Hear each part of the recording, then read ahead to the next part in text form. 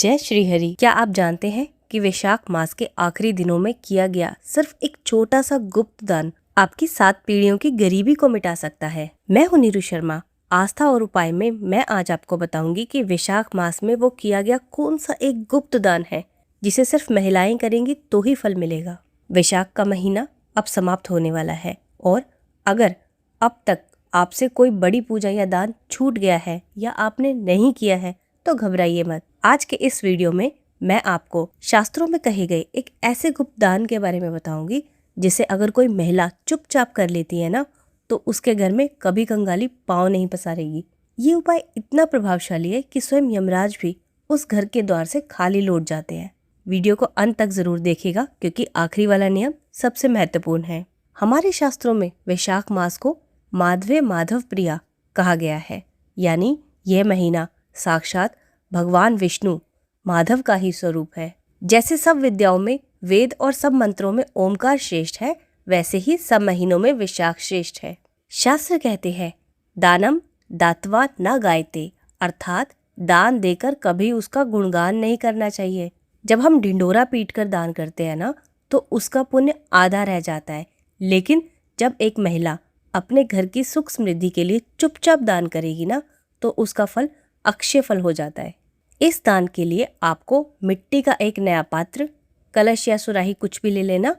याद रहे पात्र नया होना चाहिए क्योंकि मिट्टी का नया पात्र मंगल और चंद्रमा का प्रतीक होता है। इस कलश को शीतल जल से ऊपर तक भर ले। वैशाख की तपती गर्मी में प्यासे को जल पिलाना करोड़ों कन्यादानों के बराबर पुण्य देता है। अब उस जल में थोड़ा सा गुड़, शक्कर या शहद डाल लें। ये आपके जीवन के रिश्तों में मिठास घोलने का काम करेगा। कलश के ऊपर कोई भी मौसमी फल रख लें, जैसे आम, खरबूजा, बेल का फल कुछ भी रख लें और संभव हो तो एक चांदी का सिक्का या फिर कुछ वैसे ही सिक्के आप रख सकते हैं, या फिर कोई भी 1 या 2 रुपए का, 10 रुपए का, 20 रुपए का कोई भी आप सिक्का उस पर रख सकते हैं, लेकिन सिक्का रखना है आपको।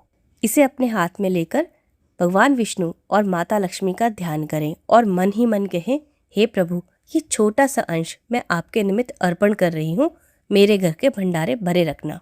अब ये सब काम तो आप घर पे कर लोगे। अब बात आती है कि इसको दान कहाँ करना है।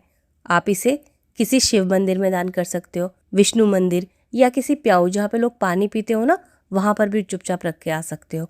अगर आप किसी जरूरतमंद ब्राह्मण या गरीब को दे रहे हो तो भी आप दे सकते हो। और ये घड़ा जहाँ भी आप रखोगे या किसी को दोगे तो देते हुए बोलना कि ये वासुदेव के लिए है, ये मेरे माधव के लिए है, ये मेरे कृष्ण के लिए है। दान देने के बाद पीछे मुड़ के मत देखना और सीधा घर आ जाना और इसके बारे में किसी से कोई बात मत करना। स्त्री को घर की लक्ष्मी माना जाता है।